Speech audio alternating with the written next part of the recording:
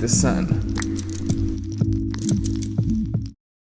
What's happening is Reem, Heff, Treem, the Rare Argoon. I'm here with Coachella Magazine, the Talk Radio, and this is the first episode, so this is very special. I have special guests from the Coachella Valley, Razor J, the multi-talented musician, artist, rapper, slash, a whole bunch of things going on, right? Yeah. And you have a new EP out right now called Stepping Stones? It came out last year, so I guess it's not super new, but it's called Stepping Stones. I worked on it for a while. The songs in it are a little bit old, but I had to put it out, and yeah, it's out on everywhere. Okay. Every music service. And what do you do on the project? You're rapping? I'm rapping, producing? I made the beats. Okay. I'm playing guitar solos. Okay. There's a couple features on there, but 90% of the sound is from me. And is this your first project? Yeah, it's my first official project. I've put little tiny things online, but those don't really count. Okay. So just warm-ups. Okay, just warm-ups, Yeah. just little taste testers for Little the people? taste, see So what- this is like your first, this is like you coming into being an artist, kind of just being... Yeah, definitely. That's why it's called Stepping Stones, actually. Yeah. Because I have these huge goals that I want to achieve. I want to do big things and great things, and I will do those big things and great things, but this is just a step, stepping stones. Yeah. And the first song literally it's called Introspection, because it's the intro I'm introspective. Yeah. And I just talk about how, I'm reflecting where I want to be, and I'm realizing that all these songs are just stepping stones, because I'm not even 1% of where I'm going to be yet. So that's what this is. That's a great way to look as an artist, because I feel the exact same Yeah, way. yeah, you feel always me. just leveling up. Always. Always just trying to get to the next level, and you never really put limits on like where you're trying to go. So when you perform, what do you like doing better? Being on stage rapping, or being on stage playing an Instrument or anything like that? Yeah. Well, see, the thing is, I actually started out playing guitar. I started out loving classical music, and I studied jazz in college, so I did all that. And I really, really love the guitar, and I actually still play piano a lot, like classical piano, jazz piano. Okay. And I'll always, to the day I die, I love the feeling of just ripping a guitar solo, just shredding and doing all that stuff. But at the same time, I guess it's just different too, because at the end of the day, I need to tell stories. I need to express myself. I have words I got to put out into the world, and I do that as a rapper. Maybe just because I'm not a good enough singer, but I have words I got to put out, stories I got to put out. So I love that when I rap, I get to express myself that way. So did you grow up listening to more rap or more like alternative music? It sounds dumb, but I know a lot of people who are creative, I was creative since I was 2, or I learned how to paint before I could walk and all that stuff, which is dope, don't get me wrong. That wasn't me. I liked music, I liked stuff, but I wasn't in video games, I did well in school. So, and then just around middle school time, I got really into music. I got into classical music. I got into, maybe I'm just nerdy or something, but I really got into jazz and stuff like that. And then it slowly became everything. And I guess it kind of changed for me, because based off what it used to be. Okay, that's what's up. So I heard that you do spoken word too. Yeah. Okay. Kind of, I guess. Poets and provocateurs. Yeah, with George and everything that he's doing there. Yeah. So like doing that too. Are you comfortable in that arena, doing like poems and spoken word as well? Well, yeah, definitely, because I really was attracted to rap because the lyricism. So actually, I should kind of going back to the last question, I should say. You saying, do you always listen to music? I was listening to classical and rock and stuff, but I mean, growing up a poor Mexican, you're gonna hear some hip hop. That's just kind of the way it works. Definitely. So, but I always like the people who were lyrical, I like the people who told stories, and there's still people, telling stories now. There always will be in hip hop and in music, but that's one reason I like spoken word, and I feel comfortable with it, because the rap, don't get me wrong, sometimes I'm telling stories about ignorant stuff, but I'm telling stories. I'm telling my stories. Yeah, it's just raw and real usually. Yeah, definitely. That's what rap usually comes down to. Is just like, I have a song called Raw. It is. Raw. You got a song called Raw? Yeah. See, it is what it is. And I actually did some research, and I know that you're rare because I never really hear anybody cite this person as one of their favorite rap artists, and that's Big Pun. Big Pun. Yeah. You're a fan of Big Pun? Oh yeah, definitely. Big Pun, he man. doesn't get enough credit. He's a legend. Legendary. You're right. He doesn't get enough credit for like the way that his style and the way that he flips styles. Like I feel like early 90s rap, him and Biggie really like had that on lock. And I don't really hear his name too often dropped as far as like inspiration, so I know that you know what you're talking about as far as like storytelling. I'm super into storytelling, but also lyricism. You know, I like bars. I like people who can spit. Yeah. And Big Pun, man, if you're talking just pure spitters, he's top 5. Like, he just is. Yeah, definitely. So I would agree. When I first heard Capital Punishment, you know, his album, like, that's what I listened to for like a week. I remember it blew my mind. I was like, whoa, this is crazy. Capital Punishment is the one with I don't want to be a player no more. That's a jam. That's my eternal forever, jam, man. That's what's up. That's what's up. So, do you have any like new projects that you got coming up? Definitely. I got a couple things I'm working on. Stepping Stones is actually a trilogy. So there's going to be a second project of that. Hopefully, maybe something might happen and I want to work on putting out an actual album. But yeah, I want to put out 2 more EPs. Stepping Stones was the first EP, and it's a trilogy. But beyond that, actually kind of slightly unrelated to this because I produce a lot of the music on that EP, is there's this girl from Chicago called Ayana, and she's this crazy good singer. She writes these beautiful songs with really powerful lyrics, and she just does it with her piano and her voice. And I caught her in an open mic once, and I said, I need to work with you. You're just too amazing. You're going to blow up. I want to be part of that.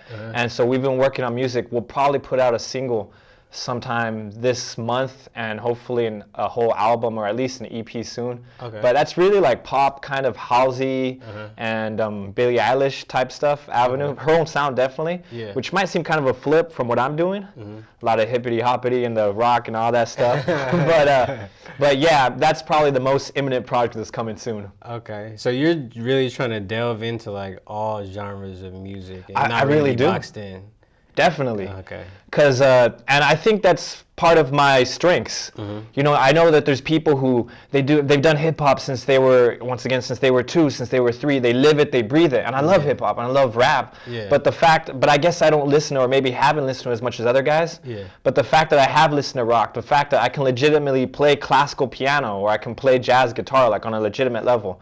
This Saturday I got a jazz guitar gig at a country club. Just, you know. Damn. So I'm doing that type of stuff. I stay busy, you know, stay working, and the fact that I have that experience and those type of influences on a higher level than someone who's just kind of, I also happen to like some other stuff besides rap and hip hop. Even though I'm a rapper, just first and foremost, I'm really combining all the other stuff. So yeah, I feel like I don't ever want to be boxed in. Yeah, multifaceted within the music genre. Do you do any like painting or anything? No, I wish I did. I know you do that stuff, and I meet people who do art, and I think it's crazy, but I feel bad, man. I just look at my little tiny, semi-better than stick figures, and I just like, I get depressed. But you do enough in music, so it's good. You know? God can't really give everybody everything. You know, that would just be too much. He didn't give me any of that, so I know about that. He give you one side of the spectrum, and that's cool. I'm happy with I don't that. got the music gene. You know, I got the visual artist gene. Yeah. So it worked out good, though, you know what I'm saying? So do you want to, as far as performing, you want to keep all your performances, like, how should I word this, like, I guess, broad? As far as, you said you were performing at a country club, then you perform at a rock venue, then you perform at Bartline. Yeah, so the thing about that is, right now, you know, I'm having blown up, you know, I'm still having to make money somehow. So the thing that's kind of cool about where I'm at currently is my day job is professional music. My day job is playing top 40 music, is playing at a casino, is playing at a country club. My day job is music. Granted, my day job isn't my original music that I eventually want to focus solely entirely on. But I teach and I perform a lot around the valley, and I'm involved in this organization called AMP, Academy of Musical Performances, for high schoolers, and it's helping high school kids get involved in music, and I'm a teacher there. So it's actually a really, really dope program. But I just stay involved in music and in teaching and performances, and that's my day job, you know, because before you really get taken to a certain level, you got to have a way to pay the bills. That's how I'm at least glad that I can at least pay the bills currently with music, which I also like. That's good. Most people don't get the opportunity to do that. They're usually working at, you know, Best Buy, and then they got which is cool too. Like, I respect the grind. But you being in it at all times, you know, you get to grow at a different rate. You know, and that's definitely a blessing, you know, because working a normal job and then going home and then be like, oh. I feel you. I don't even want to make music, you know what I'm saying? Yeah. I'm just going to No, I know people who are in that situation, so I definitely feel blessed. Yeah. So, do you have any performances coming up or anything? For my original music, not really. You're just cooking up right now and kind of honing actually in on the craft and everything? Kind of. I'm in the phase where I'm really recording stuff. I'm recording every day. Yeah. I'm coming out with songs. I have maybe a couple things planned, because I know promoters and bookers, and definitely probably by February or maybe March, I definitely want to go hard because I want to have a lot of music ready by then. Yeah. The biggest thing is I'm working with that girl, Ayana, because she's a pop singer, but I definitely feel like she'll be huge. I definitely feel you're going to hear her on the radio by next year this time around. That's dope. So I'm really focusing on making sure that's completely finished. And then on the side, though, I'm always working on music, always writing, always doing stuff. Yeah. So my goal is by summer to go on a tour, definitely before summer to play shows locally, and just do a lot of that stuff, definitely. Okay, that's what's. You haven't been on tour yet? Kind of. I should say not with my original music. I've been on tour as a part of other projects, but not for my music. Okay, so. On the road is rough, man. It can be. It gets deep. It gets tired. Have you been on tour? Oh yeah, I've been on tour like 5-6 times. Oh yeah. Yeah. No, I know about that. 8-hour drives, 9-hour drives. Oh my god. And then like the bus driver tells you, "Hey, today's only like 5 hours," and you're like, "Yes." Yeah, we didn't even have a bus driver, so we were switching off. It's tough. You know, so it was rough. tough. I'm not going back until I could sit in the back of the bus and play dominoes. Yeah. Or take a nap or whatever, whatever I feel like doing. But yeah, that's very, very, very crazy. So as far as social media, like how can we find you? You can find me as Razor J on Facebook. Okay. On YouTube. Okay. On Instagram, I believe my official handle is Razor J Music. Still waiting for the actual Razor J person to give up their handle. Someone got it? They haven't posted since like 2013. Hey. And I'm like, yeah, I know. I've sent them a DM, but they probably never even log in. Yeah, so. they probably forgot it or whatever, you know what I'm saying? But no, but Razor J, if you just Google Razor J, you'll find me on social media. You'll find me on YouTube. I have a music video out that's a song from the EP. There's probably actually another music video coming out this month too from the EP. And you can find maybe some press coverage of me. Like I've done interviews with CV Weekly, which is a local newspaper. I've done interviews with some internet blogs that are really talking about up and coming musicians and stuff like that. So if you Google Razor J, you'll find some stuff. Razor J Music. You need to find. You have Twitter? I do have a Twitter. Thing about that though is I'm not very good at Twitter. I got on it late. I feel you. Twitter's it's its own thing, and I mean I put stuff on there, but I don't think I'm doing it right. Not yet, at least. Yes, I mean it's more like Twitter's. I view it more as like an open diary. You know, everybody's just kind of like talking whatever's on their mind. You know, I grew up with MySpace, when I was in high school. So I just kind of caught every wave of the internet, and I just kind of like soaked it up. Yeah. But you're not on there too often? I am, but I literally I just copy Instagram posts and put it on Twitter. I feel you. Although I will say, every now and then I'll put something on Twitter, and I'll be like, I wouldn't have shared that anywhere else. Yeah. You're right about the diary. That's how it is. You could go on your timeline and you could see hella things that people shouldn't be sharing. It's a little dangerous sometimes. Yeah, it is. They wouldn't tell you even face to face, but but it's on. You're just like, oh, okay. Yeah. That's what's going on in their head, huh?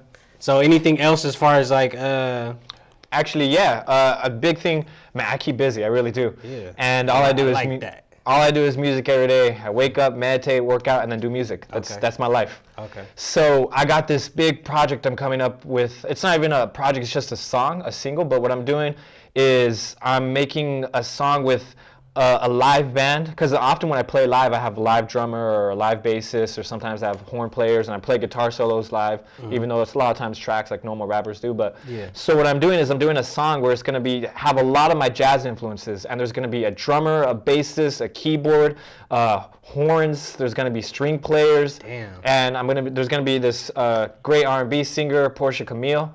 No. I've hit her up once about it, and I've talked to her about it, but maybe this is kind of the biggest thing, so she sees this. You're down, you interested? What's up, Portia, man? Holla at my boy, man. I mentioned it a while back. But if she's not busy, or if she is busy, then I'll hit up someone else. It's cool. Yeah. But so the basic thing of it is I want to have this really ambitious thing I've been planning for a while now, and it's this full, huge semi-orchestra, small little jazz orchestra, where I'm be rapping live, and the band's gonna be playing live, and everything's gonna be done in one take. This is the goal and everything. It's this huge obstacle of logistics and recording studio, getting the space and everything like that. But I really want to get that feel of a live performance of jazz.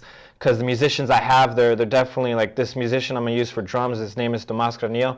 He's a monster drummer, and like if I start rapping crazy, he follows me, and he matches fills that match my flows. That's what you need. I'm probably not giving a great description of it, but definitely that's the biggest thing on my horizon right now. What is it called? Do you have a? The song is called Needs. Is it a group of? So actually, kind of, yeah. I play live with the band, and whenever I have a band that plays with me, they're called the Blades. The Blades. Oh, so Razor J and the Blades. How fitting. Okay, I see what's going on. So what type of venues do you think that you want to perform at for that?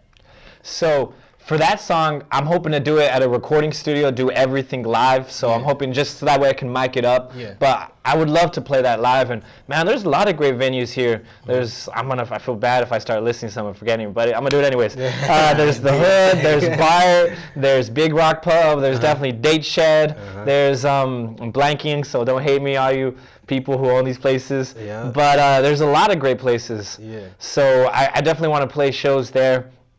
But I definitely want to take it past the Valley. As much as I love the Valley, and I'm always going to be involved with the Valley, I definitely want to take it bigger and farther. Yeah, LA, San Diego.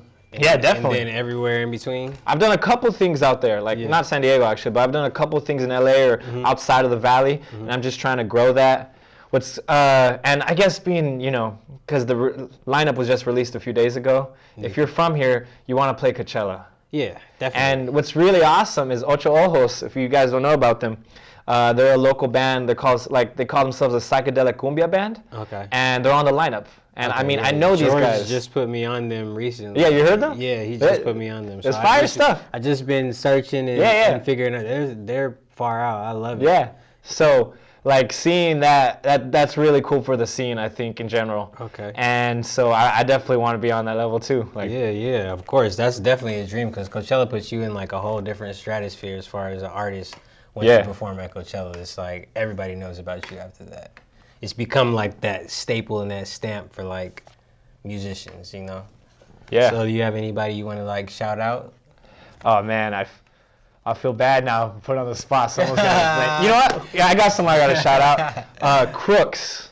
Stevie Crooks? No, Stevie, not even Stevie Crooks, but Stevie Crooks is dope too. I didn't even think. Boy from you know Stevie? Yeah, I know Stevie. I don't know him well. We've met. He's a super cool guy, but I don't know him well. Yeah. But his music's fire. I can definitely vouch for that. Yeah. But no, there's this engineer called Crooks. He has a studio in Palm Desert, and he's toured with like some big major label acts. He's recorded with like people, been involved with people who have done crazy things, right? And but now he's just down in, like, he used to live in LA, but now he's down in the Valley doing his thing here, and he's one of the best engineers in the Valley, like by far. Shout out Crooks. Shout out Crooks. If you're looking for a record with quality studio with a quality dude, Crooks is the guy. Who else you got to shout out? Man, I'm pressure. Larry Lenz, cool rapper. I mean, there's a lot of dudes. I like what Rolo does. Rolo's actually been involved with Poets and Provocateurs. Okay. And you know what? Jay Patron. I don't know if you've ever heard of Jay Patron? Yeah, I met him a couple of times. Yeah, really cool guy. His music is dope. Like, he definitely has his own niche, his own sound. He's doing his own thing. He's kind of got like that Latino but trap wave going on, and he's done it right. Like, I think that's really cool. Honestly, like, he inspires me about like the fact that he's got his sound, his brand, and he's playing shows internationally. He's playing shows around the nation, but he's from here. Yeah. And so definitely. He's a cool guy, and we've done stuff together. We've worked together and stuff like that. But definitely a cool guy, just overall an inspiration, honestly. Yeah, that's so. Shout out Patron. Yeah, man. So that you heard the shout outs. You heard what he got going on. It's all types of stuff, musically going on, creatively going on, in Razor J at Razor J on Instagram. Yeah, Razor J Music on Instagram. We're not gonna shout out to Twitter, right? I mean, you can go on there. Leave that in the raps. I mean, it's there if you want to. Google Razor J to find out all the music. He has a new project, Stepping Stones, out. Yeah, Stepping Stones is out on Spotify, iTunes, Apple Music, Google Play, Tidal. Yep. If you need me to, I'll put it on MySpace. I mean, I'll go back. Let's go. But, If we gotta go back, we gotta go back. But Stepping Stones is on YouTube, so if you don't have any of those services, you can just go on YouTube and look it up. It's definitely there. Some of the songs are a bit old, but definitely I got a lot of new stuff coming. I really do. Hell yeah, and I am very interested to delve in. I haven't gotten too far into your music. I heard a couple things, but it's sounding good. And you young, right? How old are you? I forget all the time. I'm 25. That's young. You still young. You young until you like 37, I would say. And then you start. But young is just it's in the mind. It's just a mind frame. You know that. You're an artist. All artists know that. But this is the first episode, the first segment of the first episode for Coachella Magazine. To look further, actually kind of brilliant, and there really ain't a way to slow me, annoy me, control me, or outperform me. I'm too magnificent. People make Mount Everest out of any situation, but it never is. They're just getting complacent. Yeah, I need a catalyst to gain momentum. I'm adamant. If that's the case, just give up then. Like a rhinoceros.